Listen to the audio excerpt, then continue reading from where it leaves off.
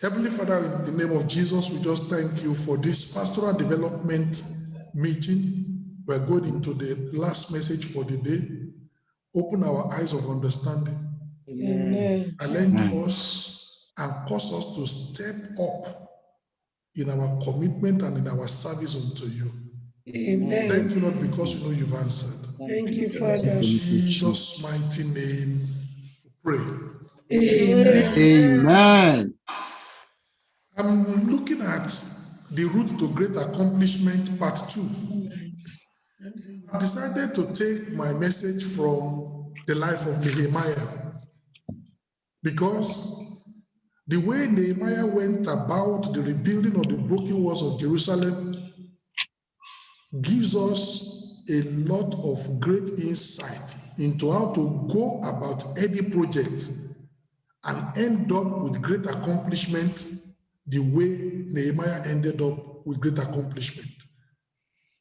Nehemiah's initial and continuing tarrying, continually praying, his motivation and management of the people and the work, and the wisdom with which he coordinated the whole project resulted in great accomplishment. And if as leaders, we do exactly the same thing, initial praying, continual praying, motivation and management of the people, motivation and management of the work, wisdom to communicate, coordinating the whole project, we'll finish the project and on record time, and it will be a success.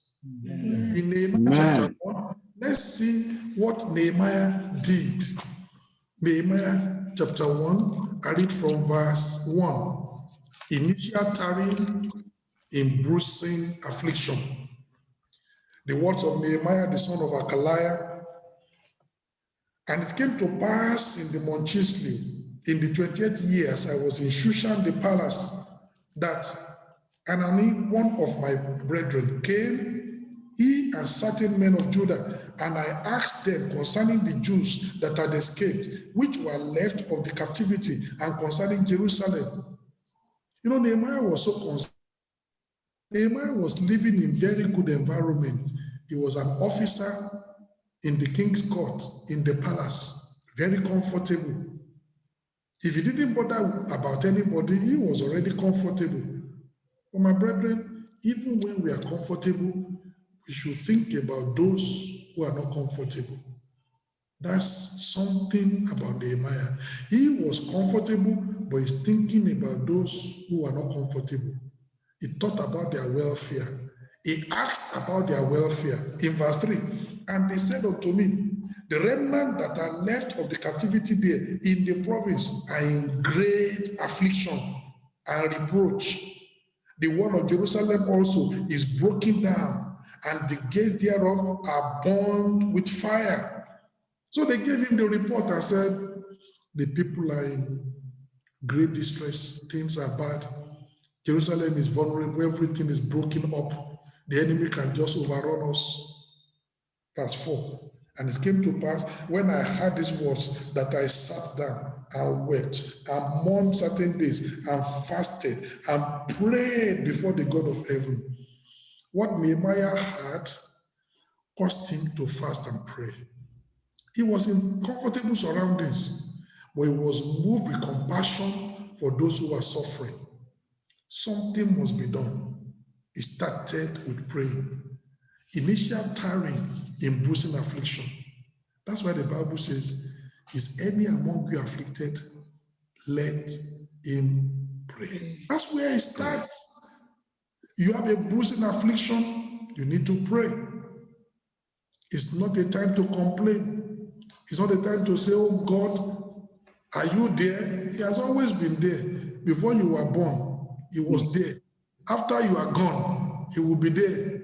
What kind of a question is that? He said, he afflicted, let him pray. Do what is necessary. And here, Nehemiah decided to pray. You can read the remaining of his prayer from verse 5 down to verse 11. The intercession of Nehemiah. I don't want to go too much on that. Nehemiah had the report of the conditions in Jerusalem.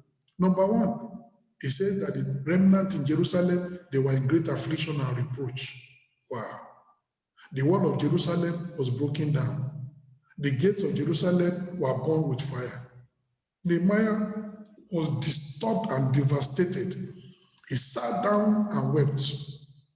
Weeping alone does not solve the problem. You know, that's what some people do.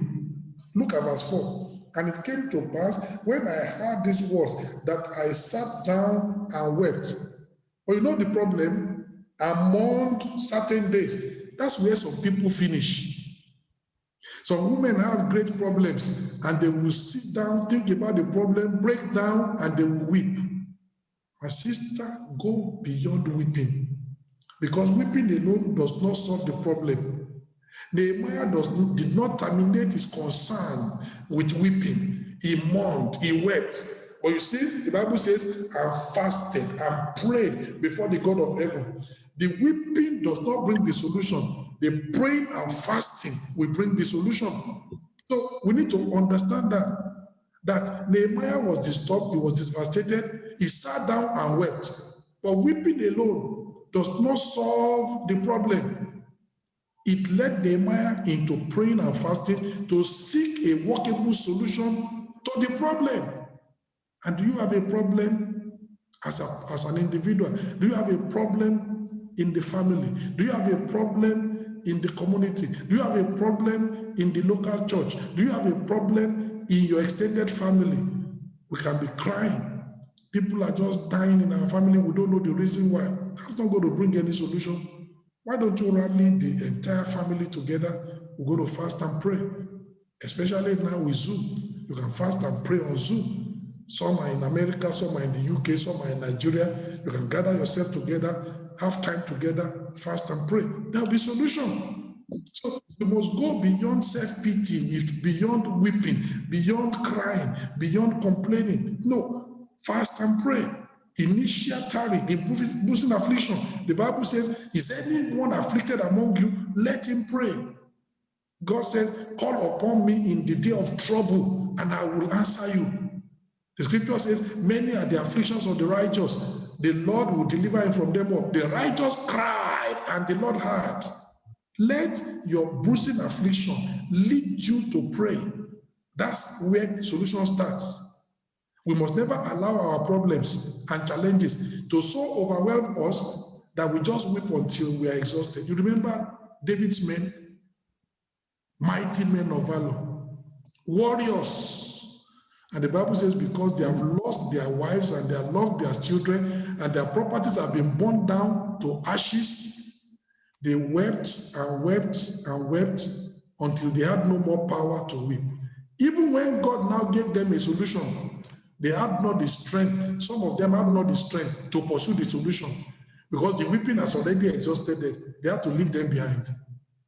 Why do you weep to the point that even when God now gives you a strategy, you cannot implement the strategy because all your strength and all your vitality has been exhausted through the weeping? That's foolishness.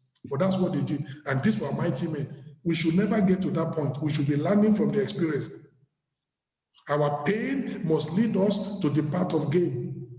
Our frustration must push us to the highway of fruitfulness. As Nehemiah tarried in their bruising affliction, so must we pray in our present challenges. Number one, our prayer must be, one, for God to make a way for a solution. Two, for God to raise up helpers and grant us favor. Three, for God's people to rise up in willingness and support for the challenging project. Four, for God to provide the needed resources to tackle the challenges. That was what Nehemiah prayed for. If you read Nehemiah chapter 1, verses 5 to 11, and then some of his prayers later in chapter 2, in chapter 4, and co. Initial tarrying in bruising affliction. And that's what we need to do. Number two, invaluable talk of bold achievers. Nehemiah chapter 2 in verse 18.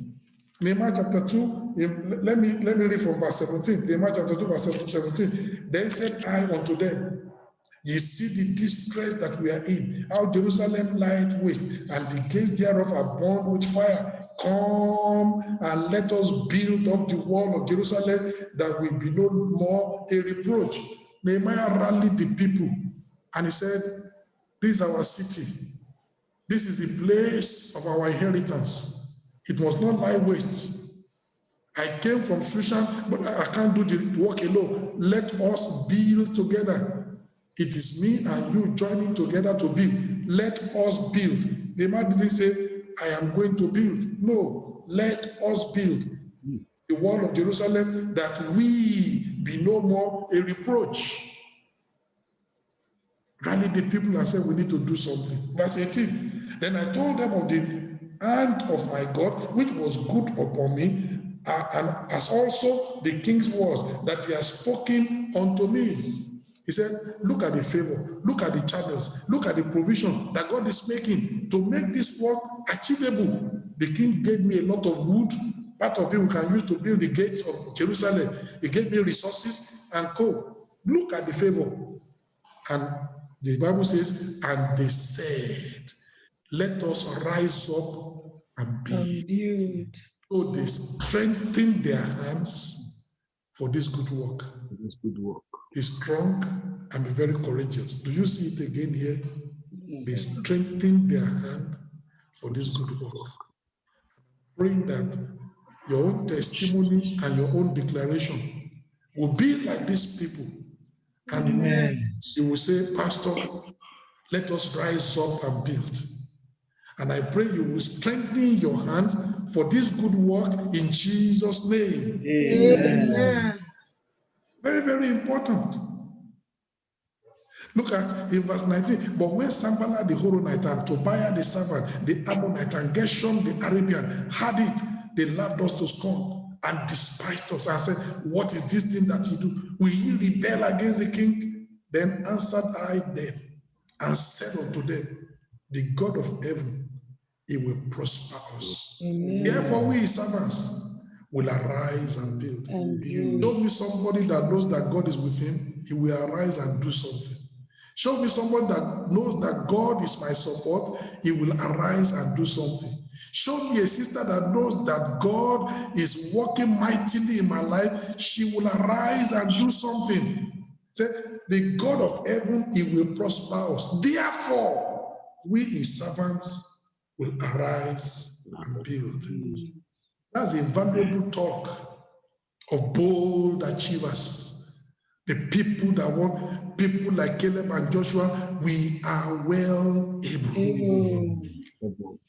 People like Paul, I can do all things through Christ that strengthens me. This, it is not sufficient just to arise. Because these people said, Nehemiah said, let us rise up and build. Yes. And the people said, we will arise and build. And the people also said, let us rise and build. All right, my brother, you want to arise.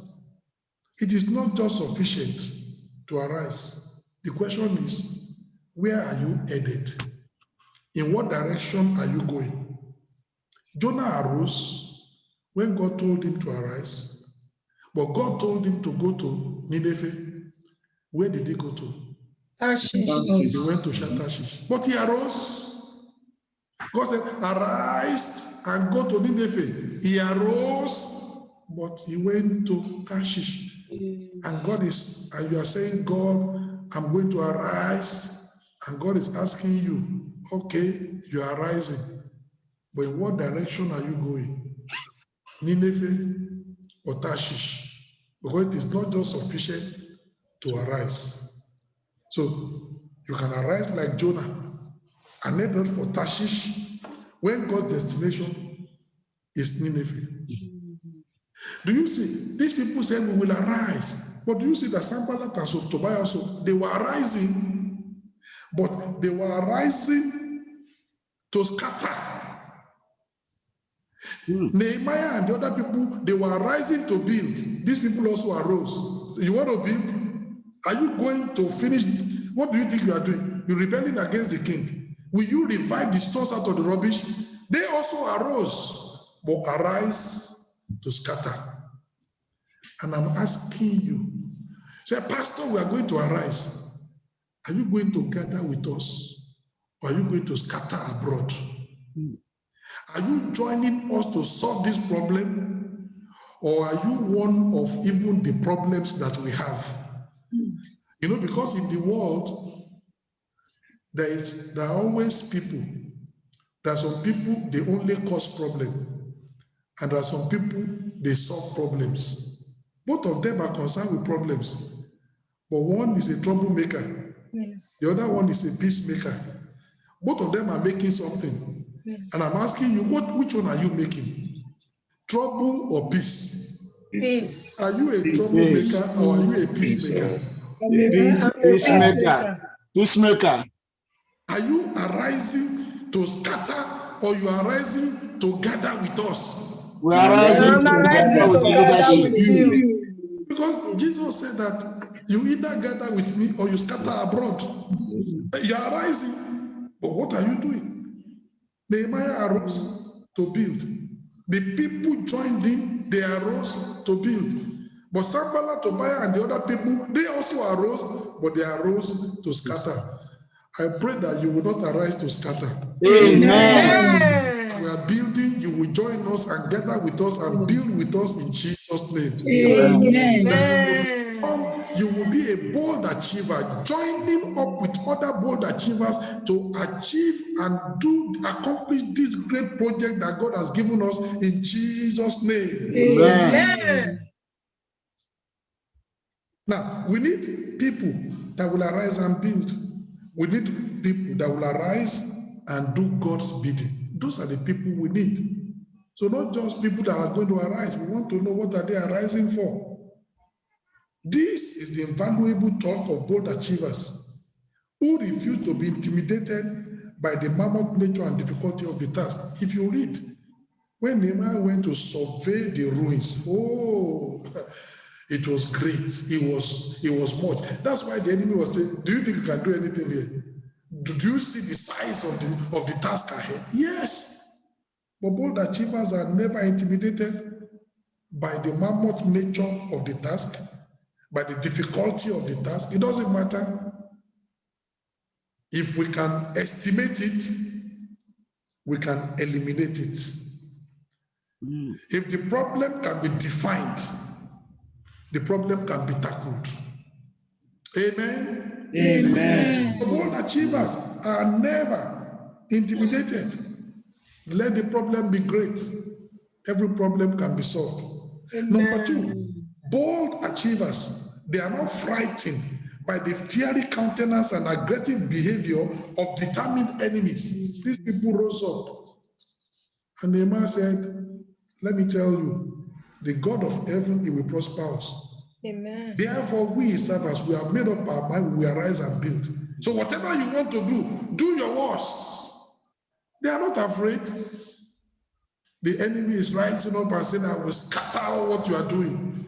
We'll tell the enemy, if we dig the well and you collect it like Isaac, we will dig another one. We dig that one, you collect it, we will dig the next one. We dig that one, you collect it, we are not giving up. We are not terrified by your aggression. We are not terrified by, what you want to do. We've made up our mind. By the grace of God, we are moving ahead. That's what these people said. And that's what the invaluable talk of bold achievers who refuse to be frightened by the fiery countenance and aggressive behavior of determined enemies. Let the enemies be determined. We are moving forward in Jesus' name. Amen. What we need are bold and courageous achievers. And I believe you are one of them. Amen. I said what we need are bold and courageous achievers who can see the greatness of our God and they are not seeing the stature of the giants. Not like the 10 spies that said we saw the giants, the sons of anarchy. But we want people like Caleb and Joshua that said, these people, their defense is departed from them. They are like bread. They saw the greatness of their God, not the stature of the giants. They can perceive the power of their God and the powerlessness of the enemy. What do you see? What do you perceive? We need courageous achievers who believe in the divine possibility of crossing River Jordan, even though the river is flooding, is fuming, and is raging. We need those who believe that the broken walls will be rebuilt, irrespective of the antagonism of the enemy. We need those who believe in victory and therefore speak of dominion, just like the apostle said, as it is written. We have believed, therefore we speak. We also believe and therefore speak. And we believe in victory, therefore we can prophesy victory. Amen. We believe in accomplishment, therefore we can declare accomplishment is coming our way. Amen. As somebody said, that pastor is always boasting. It's not a case of boasting. It's a case of knowing the divine promise. It's a case of knowing the divine presence. It's a case of knowing that God has given us a commission and that as we obey, that commission will be fulfilled. It's not a case of boasting. It's a case of assurance. And we need people like that. The invaluable talk of bold achievers. Not people that are complaining every single time. No, we need people that move. People that are ready to move. You know, we rescued Rokakoga. The loans that my wife took, what we pay every month is more than £1,000 on that loan. Every month. Since November 2019. And it's not coming from the church. It's not that the church is giving us. And we're still going to give much more, even for this project. How much is God asking you? The salvation he gave me is the salvation he gave you. What can you do for God? Then you ask some people, give 50 euros, say, pastor, it's too much now. Maybe one day I will ask God to make you pay for your salvation and see whether you can pay. You will run bankrupt.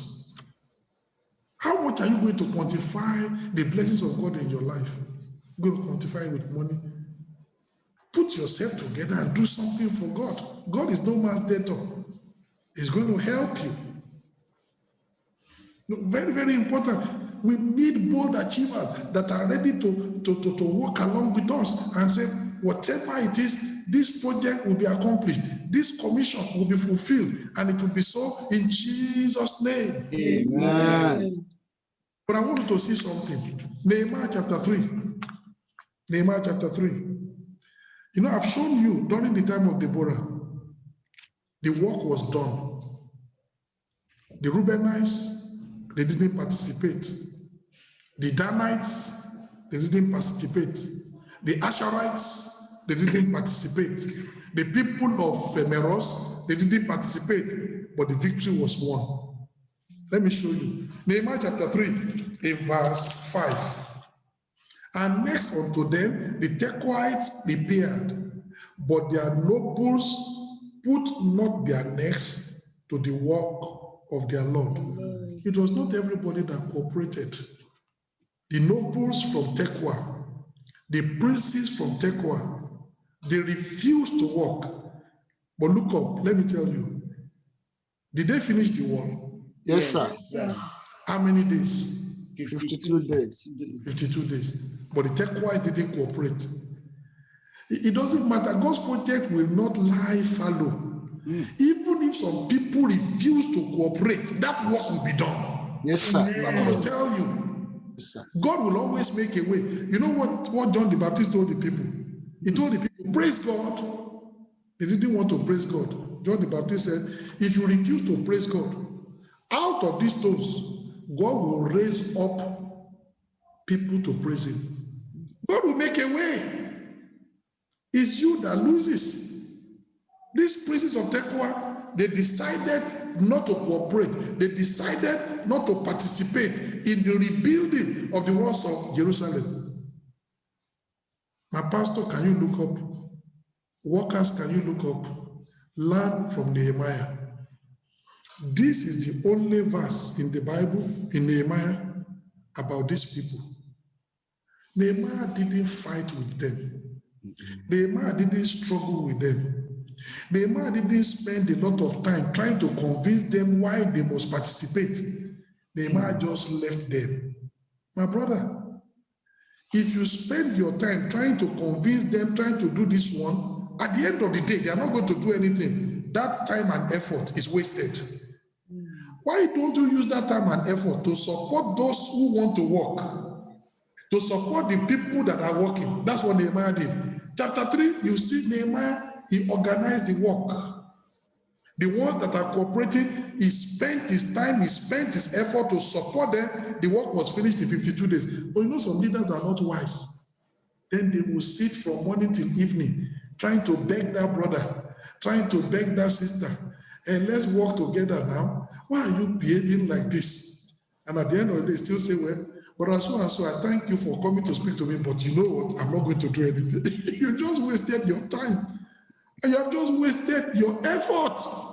Some people are, Nehemiah was smart. He just left them. No argument, nothing, no fighting with them. He just left them. You know what I call that? Investing time in your best assets. Those who are working, use that time to encourage them.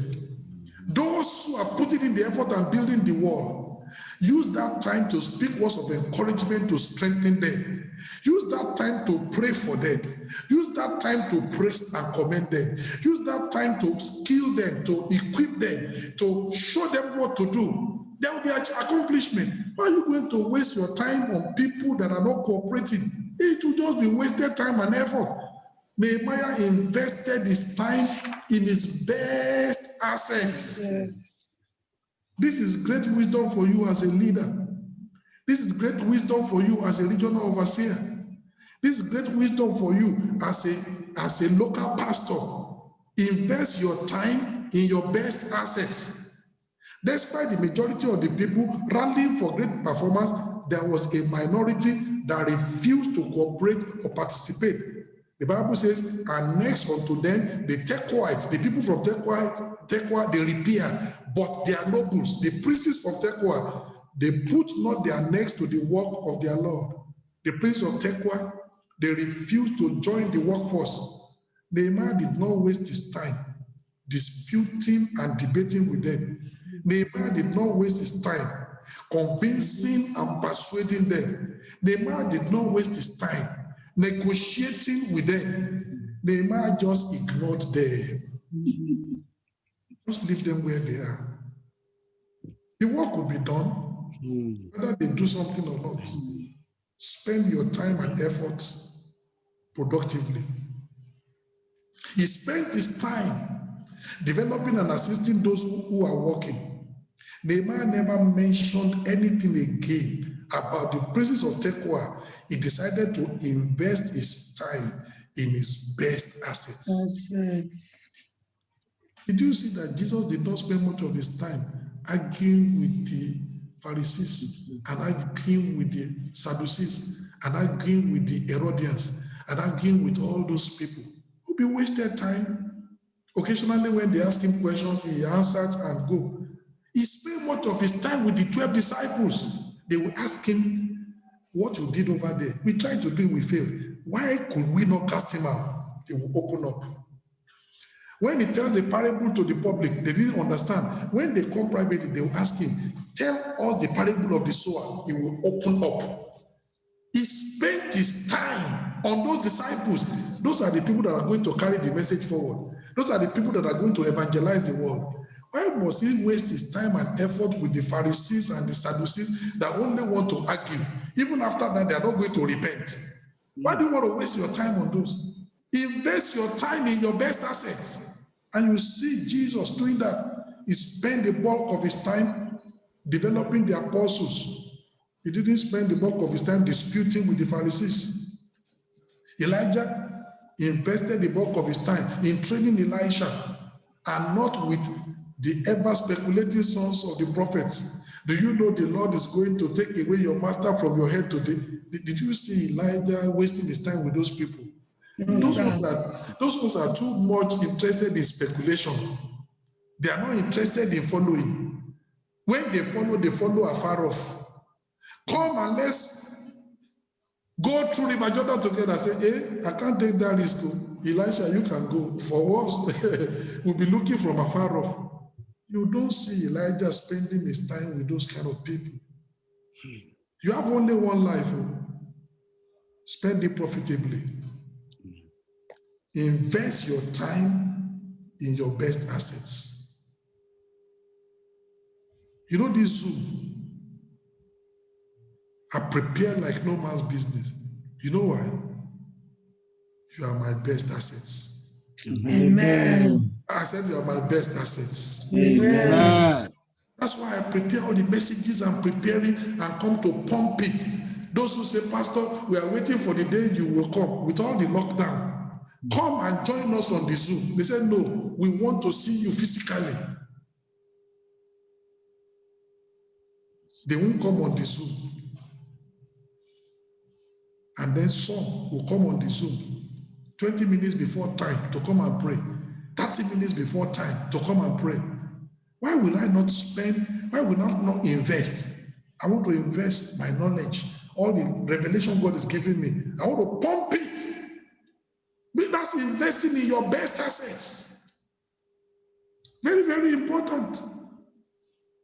In your local church, those brethren that are committed, they are the ones they will sweep the floor. They are the ones they will clean the toilet. They are the ones they will do the driving of the bus. And when they come back again, they are the ones, even if there's a financial need, those are the ones that are going to foot the bill. Pastor, those are the people, invest your time in your best assets. I'll give you an example. Many years ago in Torino, there used to be about four of them. We rescued them from from prostitution, and they were coming to church. But you know what they will do? They don't come to Bible study. When they see that the Bible study is about 5 minutes to end, they will come. Pastor, yesterday I couldn't sleep. If you see how they were chasing me in the dream, after church, Pastor will be there for the next 1 hour, binding and loosing. You tell them to come to church, they don't want Bible study, they don't want anything. They always target 5 minutes to church because they don't want Bible study, they just want prayer. Later I told the pastor, no. If they don't come to Bible study, no.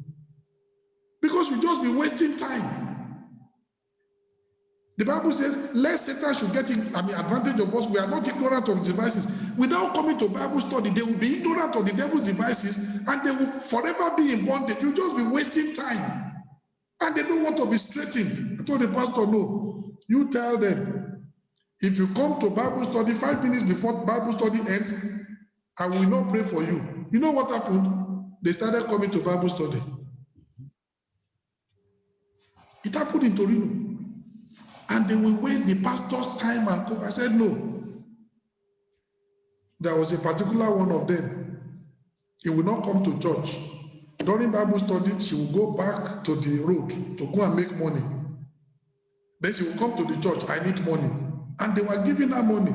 She was making money from prostitution. She was, the tithe and offering also, she was swindling it. So I told them, no, stop. We don't do it like that. The money is to be able to help you if you leave prostitution. But if you want to continue prostitution, we don't have, here is not bank. Invest in your best assets. Some pastors are not wise. They just do things anyhow. You need to invest in your best assets. Some of these brethren are in the church, very faithful. They will do everything. If they don't have maybe work and things are difficult, why don't we use part of the tithe and offering, part of the welfare fund, buy a bag of rice, buy a bag of beans, get them some milk, get them some oil so that they can be able to eat. Invest in your best assets. If you spend the money on people like that, it's well spent. That's investing in your best assets. But sometimes what we will do, a stranger that we don't know from anywhere, that just come from anywhere and come and tell us cock and bull stories, we'll take 300 euro from that and offering, we'll give him. But there are some of our brethren that are faithful, they don't have work, they can't eat at home. We say, God bless you. Now, Pastor, you are not wise. Invest in your best assets. What did I say? Invest in your best assets. Invest time in your best assets. Invest money in your best assets. Invest effort in your best assets. The people that stay with you, the people that are ready to build the walls of Jerusalem with you, invest your time. Those who don't want to cooperate, when you are praying, still pray for them. The little you can do, you still do for them, but you don't waste your time with them. Otherwise, the time will be wasted and nothing will be done. You know, there was a particular pastor, he came to me and said, Pastor Shola, I like the way you do things. I want to make you my mentor. I said, that's okay. I want to grow. I said, that's okay. Then I told him, if you want to grow, even though you are not in deeper life, and I want to help you, this pastoral meeting we have every last Saturday of the month, you need to start coming. And then we see how to take it off from there. He came once and then he didn't come.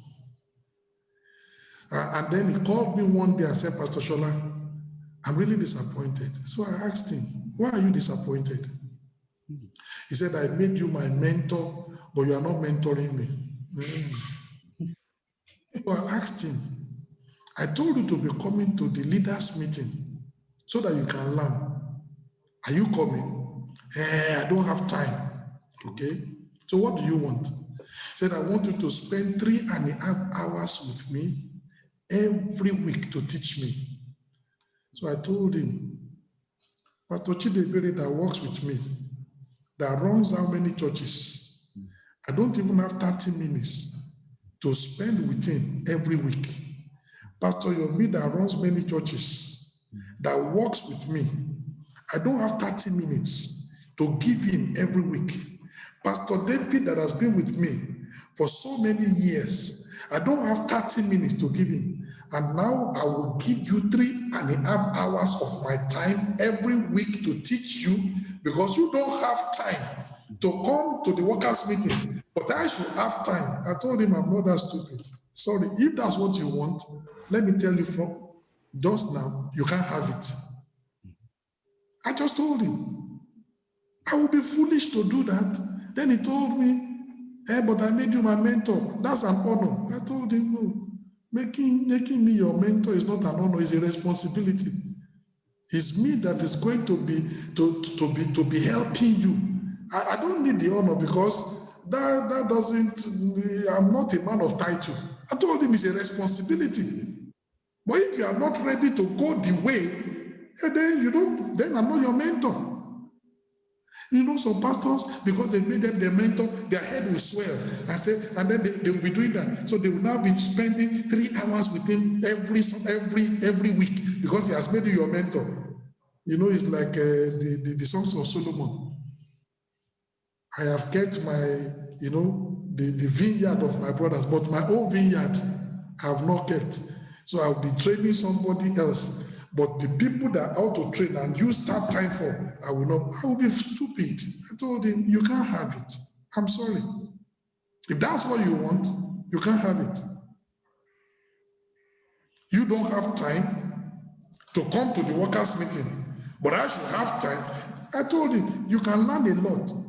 Pastor Chidebere, Pastor David, Pastor Yomi, they've learned quite a lot. So if there are other things now, we can clarify that over the phone, little. But you will learn a lot from that. But it doesn't want that. I want personal attention. 3 hours of my time, you can't have it. I'm sorry.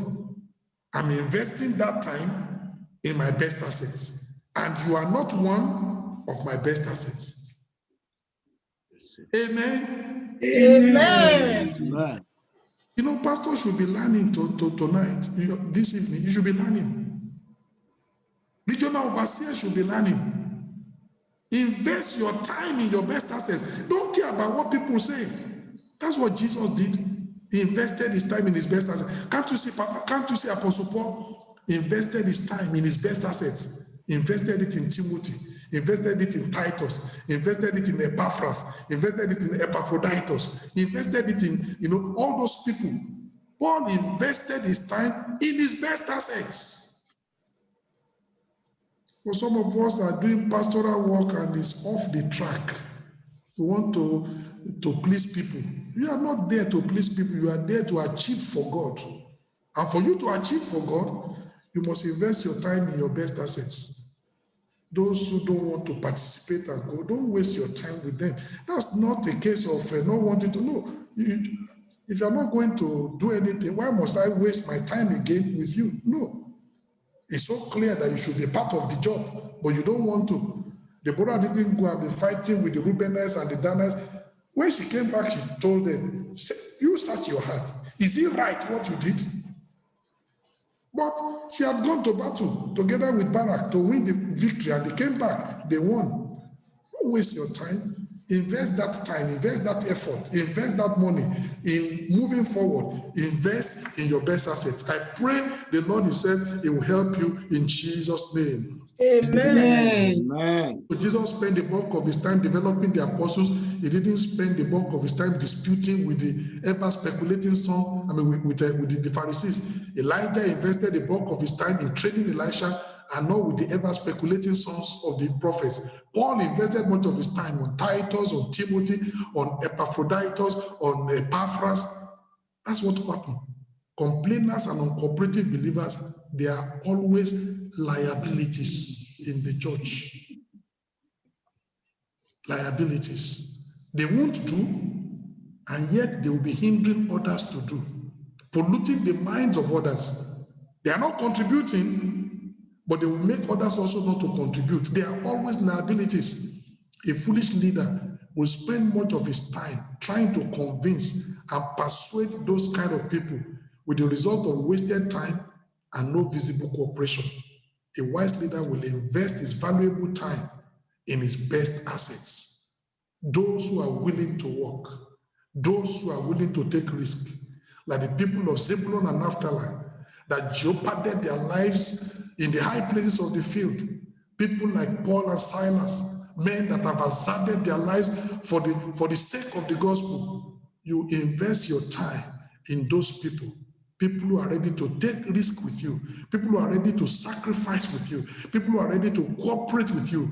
God is calling us to be circumspect and wise. God says, be wise. Be wise. In the spending of your time, be wise. Invest time in your best assets.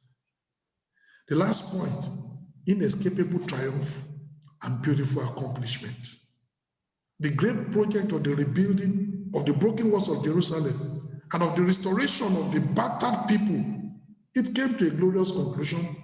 The walls were rebuilt, the gates were set up, the people were restored. It was a beautiful accomplishment. If, like Nehemiah, we follow the same process, initial trying, tarrying, embracing affliction, we rally the congregation to rise up to action, we spend quality time to support the willing and the cooperative, we shall end up with triumph and beautiful accomplishment. Amen. This is always the path to achievement. Prayer opens the way. Commitment opens up productivity, accomplishes the work. That's what happens. And I'm praying that everyone that is on the platform today, none of us will be like the princes of Tekoa. Amen. Let's cooperate together. Let's rise up and build together. Let's rise up and go in the right direction together. Let's join hands and rebuild the broken walls. Let's join hands and quench all this equitalia. Let's join hands and rescue this Rokakoga. Let's join hands and finish up the Vimakate that we have started.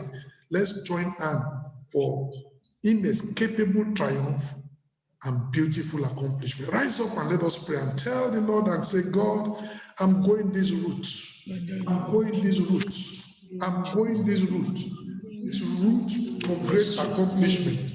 This is That you help us. this is how to travel, how to move, and God is telling us, telling my brother, telling your sister, this is a great time. This is a great thing. Help us, Lord of God. In the mighty name of Jesus. Oh, precious Father, we pray for your help. In We Jesus' pray for name. your help. Father, I'm going this road. Help me, You help Lord each God and in every one heaven. of us.